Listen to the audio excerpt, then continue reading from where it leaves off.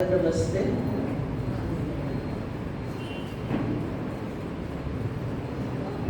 अथर्ववेद के एक मंत्र का पाठ करेंगे।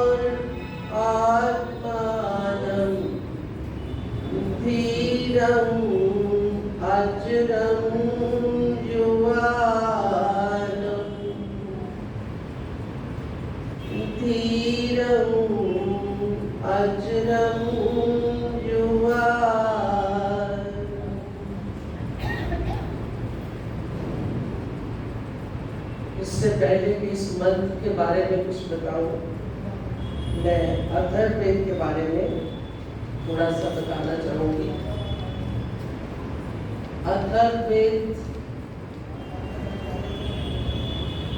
हमारे वेदों के क्रम में आखिरी वेद है, चौथा वेद है।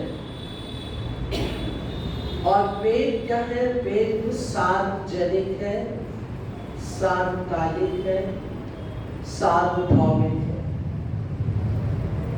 अर्थात वेद मनुष्य मात्र के लिए है।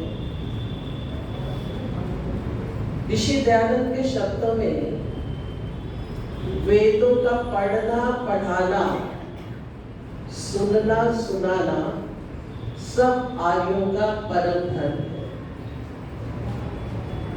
वेद अपौरुषेय है, अर्थात ईश्वरकृत है। वेद का ज्ञान वह ज्ञान है जिसको जान लेने पर कहा जाता है कि सब कुछ जान लिया जाता है। जिसने वेद को जान लिया वह सब कुछ जान लेता है जो जानने के लिए आवश्यक है। वहां पहुंच जाता है जहां उसको सब कुछ स्पष्ट हो जाता है और कुछ जानने के लिए बचता ही नहीं है, शेष बचता ही नहीं। वेद ज्ञान है क्या? सिद्धांत से मूल को जोड़ना वेद ज्ञान है।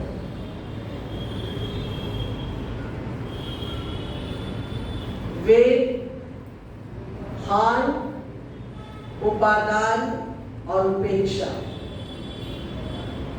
हाल जो कुछ छोड़ने योग्य है वेद वो हमें बताता है, जो ग्रहण करने योग्य है वो हमें बताता है, और ज्ञान कर्म उपासना में उपेक्षा तो की ही नहीं जा सकती। जैसा कि मैं आपको बता रही थी कि ये अथर्ववेद चौथे नंबर पर है। भाष्यकार के शब्दों में ऋग्वेद ज्ञान का वेद होने से मस्तिष्क का वेद कहा जाता है। यजुर्वेद कर्म कांड का वेद होने से हाथ का वेद कहा जाता है। सामवेद उपासना का वेद होने से हृदय का वेद कहा जाता है। और अथर्ववेद ज्ञान विज्ञान का वेद होने से उदर अर्थात पेट का वेद कहा जाता है, क्योंकि सब बीमारियां पेट से ही कहते हैं आरंभ होती हैं। और अथर्ववेद में बहुत सी औषधियों का वर्णन है जिनका प्रयोग कर हम निरोग रह सकते हैं, स्वस्थ रह सकते हैं। अथर्ववेद का एक और भी अर्थ होता है, शायद कुछ लोगों को आपको अगर याद हो, 1 साल या 2 साल पहले मैंने ऋग्वेद की छोटी सी सूक्ति में बताया था, अथर्व अर्थात थर्वण रहित। थर्वण होता है कामना, भयभीत होना। तो जो भयभीत नहीं होता वो अथर्वा कहलाता है। तो जिसने वेदों का ज्ञान अविचल होकर प्राप्त कर लिया, निश्चय रूप से प्राप्त कर लिया, वो क्या बन जाता है? अथर्वा बन जाता है। उसको कोई भय नहीं रहता। और चारों वेद ज्ञान से परिपूर्ण है। अथर्ववेद में 20 कांड है। ऋग्वेद में मंडल कहते हैं, ऋग्वेद में 10 मंडल हैं, अथर्ववेद में 20 कांड है, 731 इसमें सूक्त है और 5977 इसमें मंत्र है। जैसा कि मैं बता रही थी कि ऋग्वेद में इसको मंडल कहते हैं, यजुर्वेद में इसको अध्याय कहते हैं और सामवेद में पूर्वार्चिका उत्तरार्चिका कहा जाता है। इस तरह से थोड़ा सा ब्रीफ कि हम लोगों को पता हो कि किस वेद में कितने मंत्र हैं, कितने अध्याय हैं, कितने मंडल हैं, कितने सूक्त हैं। जो मंत्र मैंने अभी बोला, अकामो धीरो, अथर्ववेद का एक दूसरा नाम ब्रह्मवेद भी है।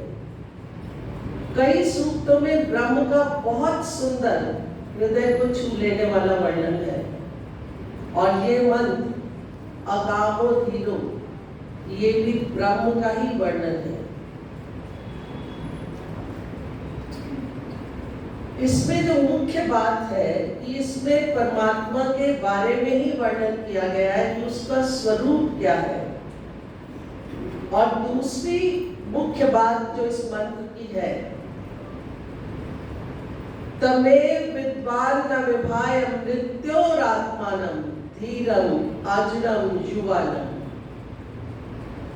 कि मृत्यु के भय से आदमी मुक्त हो जाता है। कौन मुक्त हो जाता है?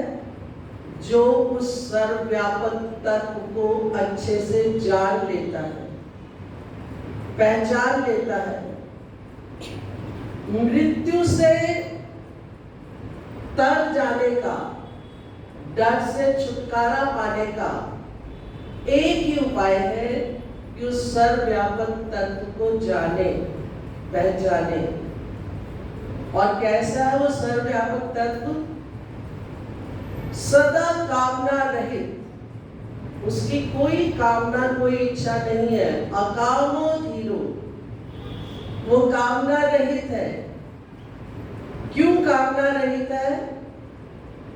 रसेन तृप्तो न कुतश्च नोना, वो आनंद से परिपूर्ण है। जब कोई उसमें कमी है ही नहीं, वो परिपूर्ण है, हर ओर से परिपूर्ण है, तो फिर कामना किस बात की, फिर इच्छा किस बात की? वो सदा कामना से रहित है, वो अजल है, अमर है, अभय है, नित्य है, पवित्र है। और तब तक मनुष्य, हम जीव उस मृत्यु के भय से नहीं बच सकते जब तक हम अपने आत्म स्वरूप को जान नहीं लेते। जब तक हम अपना आत्म स्वरूप का साक्षात्कार नहीं कर लेते, जब तक हम वास्तविकता जान नहीं लेते, दृष्टा रूप से स्वयं को नहीं देखते, जब तक हम अपने आप को शरीर से जोड़े हुए ही रहते हैं, तब तक मृत्यु का भय बना ही रहता है। चाहे कोई कितना बड़ा उपदेष्टा, विद्वान भी क्यों ना हो, वो भी मृत्यु के नाम पर उसी तरह ही डरेगा जैसे कि छोटा सा कीड़ा अगर उसको पकड़ने लगे, मारने लगे तो कैसे भागता है डर कर। हम लोग भी जब तक अपने आप को नहीं जानते, और अपने आप को जानना क्या है, जब तक हम अपना आत्म स्वरूप नहीं पहचानते, और उस स्वरूप को पहचानने के लिए क्या करना है, उसको खोजना कहाँ पर है, जानना कैसे है, अपने अंदर, स्वयं के अंदर, भीतर जाना है। बाहर की आंखों से, चक्षुओं से वो ना तो आत्मा का स्वरूप हम जान सकते हैं और ना ही परमात्मा का। तो जब हम पूर्ण राग द्वेष रहित होकर शुद्ध पवित्र मन के साथ अपने स्वयं के अंदर जाते हैं, स्वयं उस आत्म स्वरूप को जान लेते हैं, तो जो मृत्यु का भय है वो रहता ही नहीं है।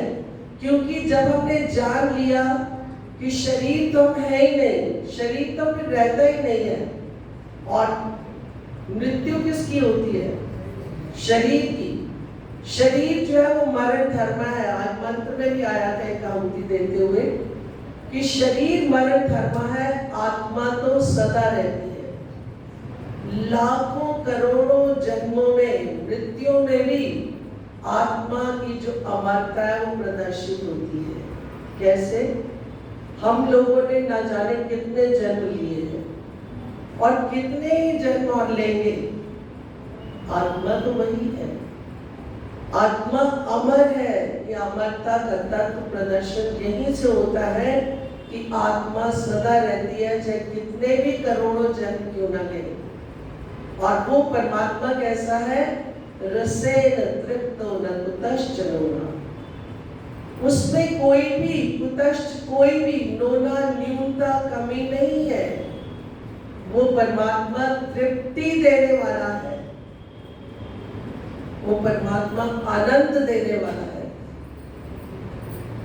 तृप्ति तो हमें संसार में कई बार अच्छा स्वादिष्ट भोजन खाने से भी हो जाती है, होती है ना। अच्छा भोजन खाने से भूख लगी हो और अच्छा स्वादिष्ट भोजन हो तो तृप्त होकर खाते हैं और कहते हैं आज तृप्ति हो गई। लेकिन कितनी देर तक? 3 घंटे, 4 घंटे, 5 घंटे, 6 घंटे, उसके बाद फिर भूख लगेगी, फिर खाने की इच्छा होगी। एक परमात्मा ऐसा है जो हमें तृप्ति के साथ साथ आनंद भी देता है। रसेन तृप्तो न कुतश्च नोना। उसमें न्यूनता नाम की कोई चीज है ही नहीं, वो हर प्रकार से परिपूर्ण है। इसीलिए वो अकाम है, उसकी कोई कामना नहीं है, वो धीर है, वो सदैव धैर्य की मूर्ति है। धैर्य जिसको आप कह सकते हैं पेशेंस पर्सोनिफाइड, कि उसमें पर्सोनिफिकेशन पेशेंस ही है। एक वो जो वृत्तियों का दोष होता है, विपर्य वृत्ति होती है ना, उसमें ये कहना कि परमात्मा में धैर्य नहीं है, परमात्मा में और धैर्य। और अगर ये कहे कि परमात्मा ही धैर्य है तो वो भी शायद गलत नहीं होगा, क्योंकि परमात्मा धैर्य है। धीरो अकामो धीरो अमृता स्वयं। अमृता वो अविनाशी है, उसकी कभी मृत्यु नहीं होती, ना वो कभी पैदा हुआ और ना ही उसकी कभी मृत्यु होती है। रसेन तृप्तो न कुतश्च नोना तमेव विद्वान न विभाय मृत्यु। जो आदमी उसको जान जाता है, विद्वान यहाँ पर विद धातु जानने के अर्थ में होती है, तमेव विद्वान न विभाय मृत्यु, उसका मृत्यु का भय ही समाप्त हो जाता है। किसका? जिसने अपने उस आत्म स्वरूप को जान लिया। आत्मा और परमात्मा में केवल इतना ही अंतर है। आत्मा भी स्वयंभू है। स्वयंभू, इसको अपने अस्तित्व के लिए किसी आश्रय की आवश्यकता नहीं है। परमात्मा को, आत्मा को भी किसी ने नहीं बनाया। हम सब जानते हैं ये तीन नित्य पदार्थ हैं, ईश्वर, जीव और प्रकृति। जीव यहाँ पर जीवात्मा के लिए ही है। तो वहां पर क्या है कि उसका मृत्यु का भय समाप्त हो जाता है जब हम आत्म साक्षात्कार कर लेते हैं। हम अपने आप को दृष्टा भाव से देखें। शरीर परे हट जाएगा, शरीर की जागरूकता ही नहीं रहती कि केवल आत्म स्वरूप अपने आप को पहचाने। और वो आत्मा क्या है? नित्य है, पवित्र है, उसकी कभी मृत्यु नहीं हो सकती। जैसा कि मैंने कहा कि लाखों करोड़ों जन्मों में भी, मृत्युओं में भी आत्मा की अमरता, उसकी अनश्वरता प्रकट होती है। तो इसलिए परमात्मा को यहाँ पर कहा वो रसोमय सह, शायद ये भी अथर्ववेद का ही मंत्र है छोटा सा, कि वो रस से परिपूर्ण है, उसमें आनंद ही आनंद है, उसमें कोई न्यूनता, कोई कमी, कोई दोष कहीं पर भी नहीं है। वो केवल आनंद है, अकामो धीरो, धैर्य की मूर्ति है, अमृता, अनश्वर, अविनाशी, स्वयंभू। उसको अपने अस्तित्व के लिए किसी आश्रय की, किसी सहारे की, किसी जन्म लेने के लिए आवश्यकता नहीं है। अजो असी, वो आत्म परमात्मा कभी पैदा नहीं होता, वो आज है। और जितना बड़ा ब्रह्मांड हम कल्पना कर सकते हैं, जितनी कल्पना कर सकते हैं, तो प्राय मैं एक बात कहा करती हूँ वेद मंत्रों में जो मैंने पढ़ी और सुनी है कि करोड़ों करोड़ों वर्षों तक तेज से तेज चलने वाले वायुयानों में भी बैठकर हम भ्रमण कर ले तो हम ब्रह्मांड को पूरा नहीं देख पाते। वैज्ञानिकों ने भी जितना देखा उतना ही जानते हैं, उसके बाद वो भी नहीं जानते। पर उतना भी परमात्मा नहीं, वो केवल उसका एक भाग है। बाकी जो तीन हिस्से हैं उसमें तो केवल परमात्मा ही परमात्मा है। इतना विराट स्वरूप, इतना जिसको आप कहेंगे कि अनंत परमात्मा, उसको जानने के लिए ज्ञान भी अनंत चाहिए, ईश्वरीय ज्ञान ही चाहिए उसको जानने के लिए। और हम मनुष्य तो क्या है? अल्प शक्ति। मनुष्य मीन्स हमारी जो आत्मा है वो अल्प शक्ति। कोई भी आत्मा अपने आप शरीर के अंदर जा सकती है। हम चाहें कि शरीर में दर्द हो रही है, दर्द आत्मा को तो होती नहीं, दर्द तो शरीर को होता है। तो हम सोचें कि थोड़ी देर के लिए चलो मैं आत्मा बाहर ही चली जाती हूँ, शरीर में दर्द हो रहा है, जा सकते हैं हम ना तो शरीर के अंदर जा सकते हैं, ना शरीर के अपने आप बाहर आ सकते हैं, और ना ही शरीर आत्मा अपने आप में कुछ कर सकती है। इंद्रियों की सहायता से ही देखना, सुनना, बोलना, जो भी काम हम कर रहे हैं, आत्मा जो है किसकी सहायता से? इंद्रियों की और मन की सहायता से। कहते हैं आत्मा असंग है, अपरिणामी है, अप्रतिसंक्रमा। योग दर्शन जिन्होंने पढ़ा है उसमें सब ये लिखा हुआ है। और दर्शित विषय अपने आप देख भी नहीं सकती। आत्मा का दृश्य बुद्धि ही है। जो कुछ बुद्धि उसको दिखाती है, आत्मा वही अपने आप को दिखा देती है, समझती है। और अनंता, सदा रहने वाली है, शुद्ध है, पवित्र है, ना उसके अंदर कोई इन एंड आउट है, उसके अंदर कुछ भी नहीं जा सकता। मैं कई बार सोचती हूँ कितना अच्छा है कि इस आत्मा के अंदर कुछ नहीं जा सकता, नहीं तो ना मालूम हम अपनी आत्मा को कितना दोषी, कितना अपवित्र बना लेते। जहां तहां से जो भी बात जानते हमारे अंदर जाती, तो आत्मा को कब कहाँ उसकी शुद्धि हो पाती। तो जो ये बात जान लेता है वो कहता है धीरो अकामो धीरो अमृता स्वयंभू रसे तृप्तो नकुतश्चरोना। जो मुख्य तत्व है यहाँ पर कि वो आनंद से परिपूर्ण तृप्ति भी देता है। और तमेव विद्वान न विभाय मृत्योर आत्मना, कोई भी जो अपने आत्म तत्व को पहचान लेता है, परमात्मा को जानता कौन है? शरीर जानता है? नहीं, आत्मा ही जानती है। तो जब हम अपने आत्म स्वरूप को जान लेते हैं तभी हम उस परमात्मा के भी दर्शन, उसकी अनुभूति कर सकते हैं। और उसके बाद क्या है फिर? द्वार न विभाय मृत्योर आत्मनम धीरम अजरम शुवाल। वो धीर है, अजरम, कभी जर्जर नहीं होता, उसकी कभी मृत्यु नहीं होती, कभी बुढ़ापा नहीं आता, वो सदा युवा रहता है। और इसीलिए युवाओं के पीछे दुनिया भागती है। परमात्मा युवा है तो हमें भी उसके प्रति हमेशा आकर्षण रहता है। हम आत्माएं भी युवा है। आज जितने जितने सालों के हम हैं, जब हम पैदा हुए थे इस शरीर के साथ हमें जोड़ा गया था, आत्मा जैसी तब थी वैसी आज भी है। आत्मा में कोई परिवर्तन नहीं आता। तो इतना ही कहकर मैं अपनी वाणी को विराम दूंगी। और छोटा सा ही मुझे इस मंत्र को बताने का जितनी मैं समझ बना पाई, क्योंकि मेरी इच्छा तो थी कि मैं ऋग्वेद का अथर्ववेद का एक और मंत्र लूं, ये त्रिशता पर्यंत विश्वारूपाणि विप्रता वाचस्पतिर बला तेषां तन्मो अद्य दधातु मे। ये 3 और 7 से सारी सृष्टि की रचना कर डाली। 21 पदार्थ, 5 ज्ञानेंद्रियां, 5 कर्मेंद्रियां, 5 तन्मात्राएं, 16वां मन, 17वां अहंकार, 18वां महतत्व और सत पूरा चौथा देव तत्व। केवल इन 21 तत्वों से सारी सृष्टि की रचना करने वाला वो परमात्मा। और इस मंत्र का बहुत सुंदर व्याख्या थी, अनफॉर्चुनेटली वो मुझे मिली नहीं।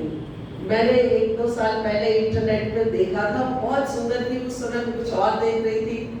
मैंने सोचा मैं बाद में, वो जैसे कहते हैं ना, एक बार अगर वो चूक जाए तो कई बार समय नहीं मिलता कि वापस उस रास्ते पर लौट सके। इसलिए जब जिस रास्ते पर चलना सही में शुरू करना है तभी कर ले। मैंने करीब 3-4 घंटे इसमें देखने में लगाए, मुझे वो नहीं मिला। मैंने इधर उधर विद्वानों से भी पूछने की कोशिश की, इस तरह वाला अर्थ उनको भी अभी नहीं पता। वो कहते हैं जब पता चलेगा तो साझा करेंगे। और भी बहुत सुंदर मंत्र है इसमें, मधुमन में निक्रमणम मधुमन में परायणम वाचा वदामि मधुमन भूयासम मधु संविशा। कि मधु, माधुर्य से परिपूर्ण हमारा जीवन हो, हमारा इस दुनिया में आना भी मधुकर हो। इसी तरह एक और मंत्र है, उसमें है मधुमन में परायणम मधुमन पुनराय नमः। कि मेरा यहाँ से प्रयाण, जाना, प्रयाण होता है जाना, जाना भी मधुकर हो। जाते हुए क्या करते हैं? दुखी होते हैं। कई लोग बहुत कष्ट पाकर जाते हैं, तो क्या प्रार्थना करते हैं कि हमारा यहाँ से प्रयाण क्या हो, वो भी मधुमय हो, शांति पूर्वक जाए, ताकि दूसरों को भी हम शांति उनकी भी बनाए रखें। और फिर दोबारा भी हमारी मुक्ति तो होने से नहीं, अभी जिस तरह का जीवन हम जी रहे हैं, तो जब पुनर्गमन हो इस दुनिया में, वो भी मधुमय हो। अक्सर आने पर तो खुशी होती है, जाने पर दुख होता है, पर वेद कहता है कि नहीं, तानो देवा देवत्या युवा मधु मदस्कृतम। और वो किसके साथ तुलना की गई है कि वो दोनों देव, सूर्य और चंद्र। सूर्य जब उदय होता है, किसी दिन हमें लगता है कि आज पुराना है, आज नहीं देखते, हमेशा उसका आना जो है एक नए जोश उत्साह के साथ। अस्त होता है तभी एक संदेश के साथ कि मैं आज अभी कुछ देर के लिए, आंखों से ओझल हमारी हो रहा है, कहीं और तो फिर उदय हो जाता है। तो वो जाते हुए भी ये संदेश देकर जाता है कि अभी मैं पुनः दोबारा फिर उदय होऊंगा, और इतने ही जोश के साथ। तो हमें जीवन में कभी भी निराशा नहीं होनी चाहिए। चांद भी जब भी जिस प्रहर में रात्रि के दर्शन देता है, उसकी सुंदरता देखने लायक होती है। तो हमारा भी जीवन में, इस संसार में आना और जाना उतना ही मधुकर मधुमय हो जितना कि इन देवों का है। ये देव हमें संदेश देते हैं, और ये संदेश हमारे केवल सुनने के लिए नहीं है, उसको हमें अपने व्यवहार में लाना है। भगवान करे कि हम इन सारी बातों को याद रख के और कुछ अंश रोज अपने व्यवहार में लाने की चेष्टा करें। यही मेरी प्रभु से प्रार्थना है। धन्यवाद।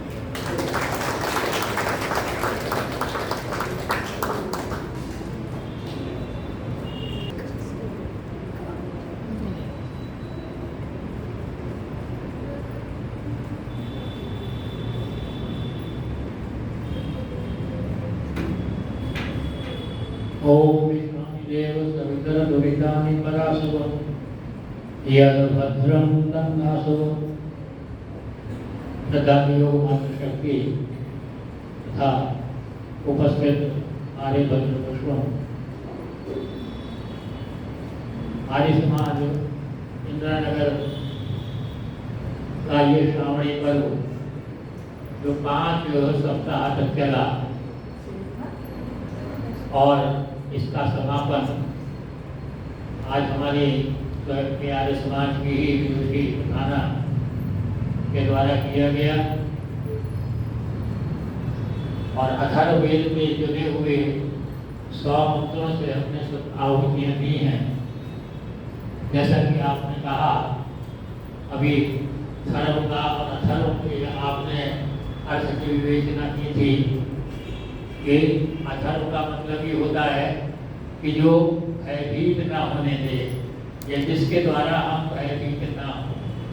हम भयभीत होते हैं इसीलिए तो हम हमेशा जब भी यज्ञ करते हैं यज्ञ के बाद जो है वो एक प्रार्थना करते हैं। यद्यपि वो प्रार्थना कोई वेद मंत्र की नहीं है, वो वेद मंत्र में नहीं है कि सुखी बसे संसार सब दुखिया रहे न कोई, लेकिन प्रश्न ये उठता है कि सुखी रहें कैसे?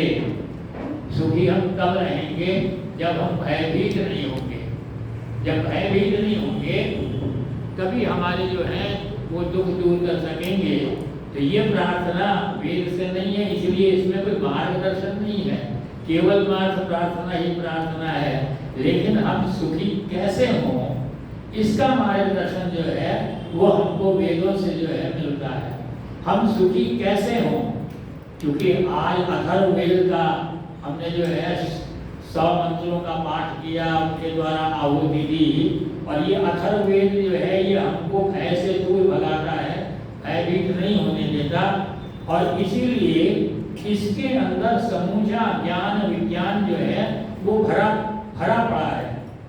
एक छोटे से कण से, एक परमाणु से लेकर के विशाल जितना भी हमारा ब्रह्मांड है, एक छोटे से छोटे कीड़े से लेकर कीटाणु से लेकर बड़े से बड़े जीव जंतु तक का अध्ययन जो है हमको मिलता है।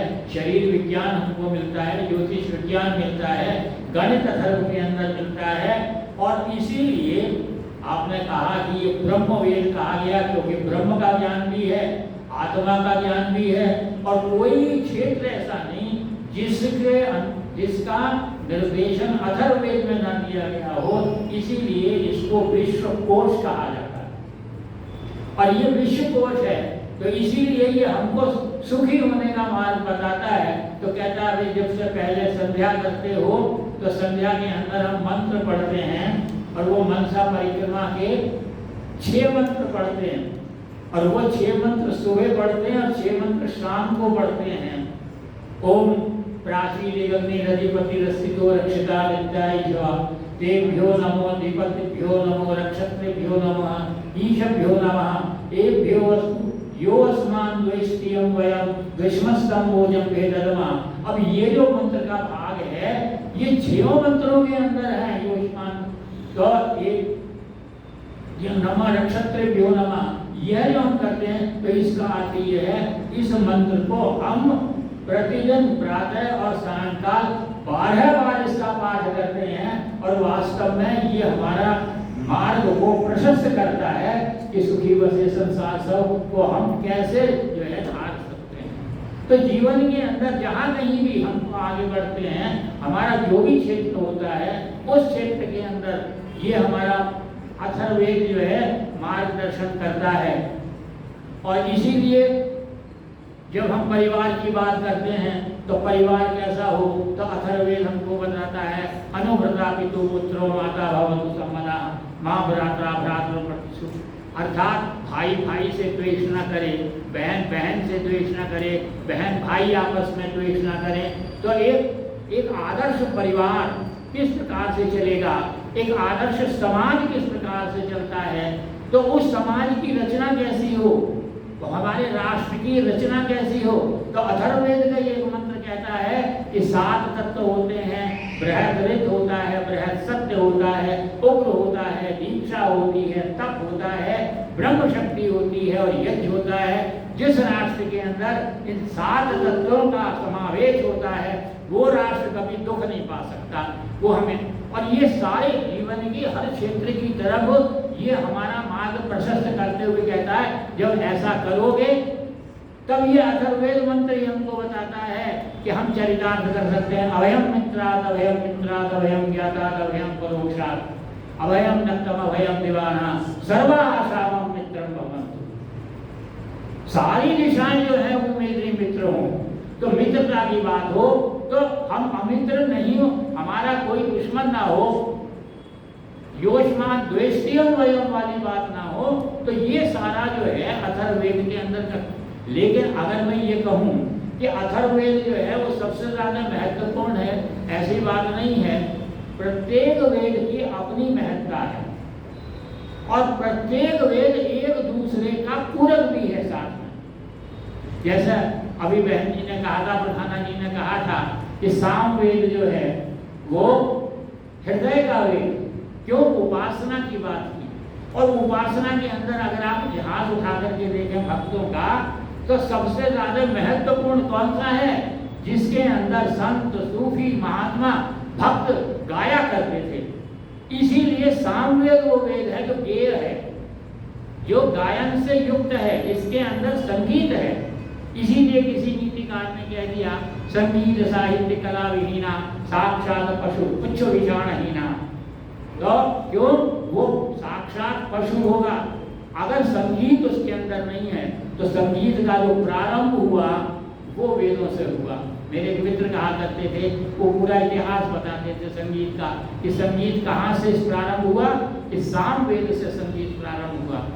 फिर वो मजाक में मुझसे कह देते थे और आखिर में जो है आर्य समाज में आके खत्म भी हो गया। क्यों, क्योंकि पुराने जमाने के जो आर्य समाज थे, मैं भाई साहब से जिक्र कर रहा था कल, कि वो भजनोपदेशक इस प्रकार के इतने ओज और तेज में भजन गाते थे कि वो राग को भूल ही जाते थे, वो सुर को भूल ही जाते थे, इतने जोश में आकर के भजन गाते थे। लेकिन अब तो ईश्वर की कृपा है, हमारे यहाँ भी जो है वो कीबोर्ड दिखाई देने लगते हैं, ऑर्केस्ट्रा भी मिलता है और मंत्रों का उच्चारण जो है, मंत्रों का गायन विधिवत जो है हम करते हैं। तो सायं वेद जो है वो उपासना का मंत्र है, वेद है। यजुर्वेद जो है वो कर्म कांड का है, सारा कर्म कांड उसके अंदर भरा हुआ है। सारा यज्ञ अगर हम यूं कहें कि यज्ञ ही वेद है, यज्ञ से पूर्ण यज्ञमय वेद है यजुर्वेद, तो वो वेद यजुर्वेद है। और उसका जो अंतिम अध्याय है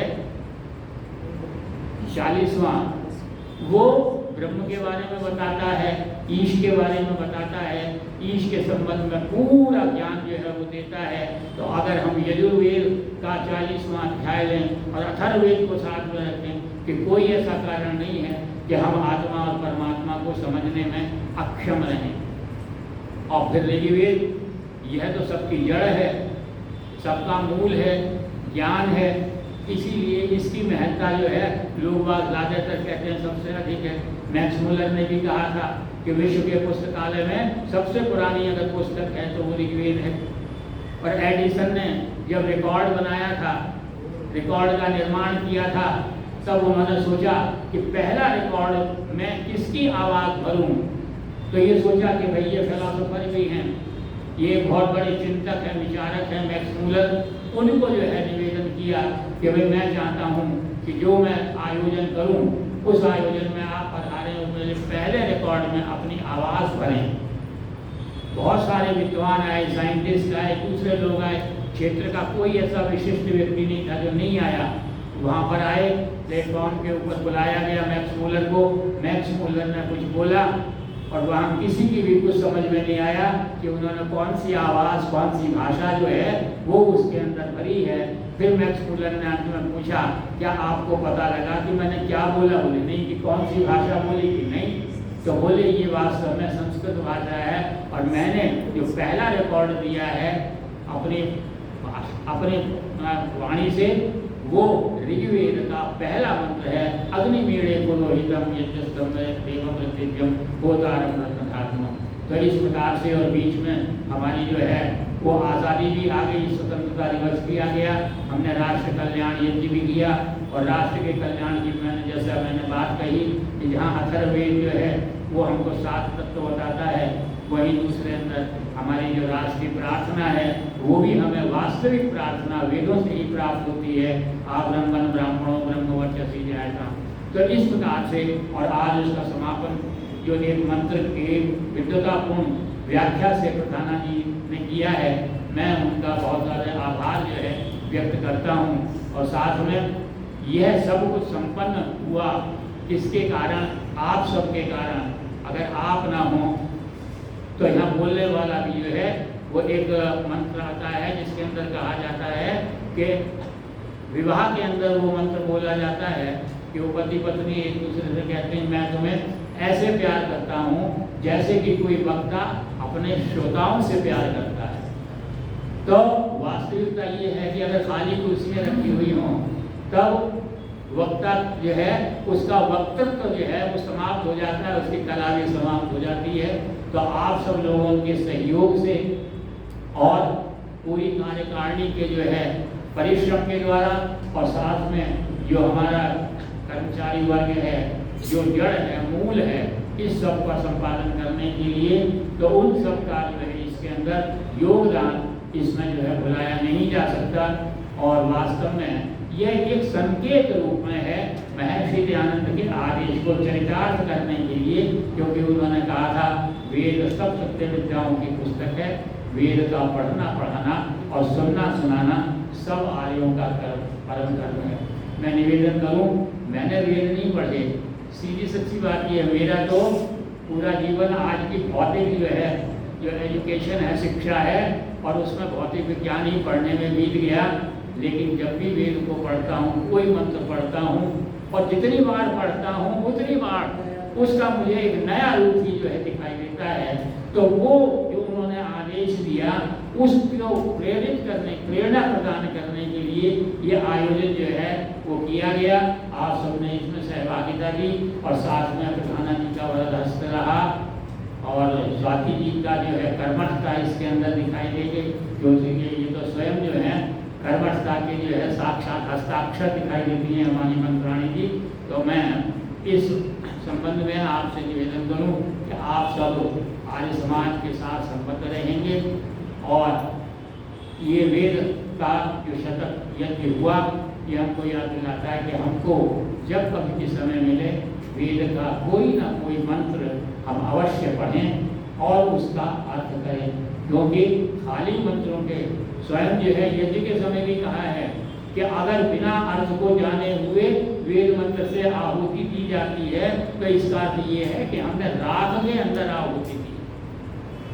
अगर हम ज्ञान नहीं प्राप्त करते, केवल मात्र मंत्रों को रख लेते हैं, तो वो उसी प्रकार है जैसे किसी पशु के ऊपर बहुत सारी ज्ञान की पुस्तकें लाद करके उसको आगे बढ़ा दिया जाए। तो ये हमको संदेश श्रावणी पर्व देता है। हमने श्रवण किया, श्रवण करने के बाद हम मनन करें, चिंतन करें, अध्ययन करें और स्वाध्याय करें, जिससे हम अपना जीवन जो है वो सफल बना सकें।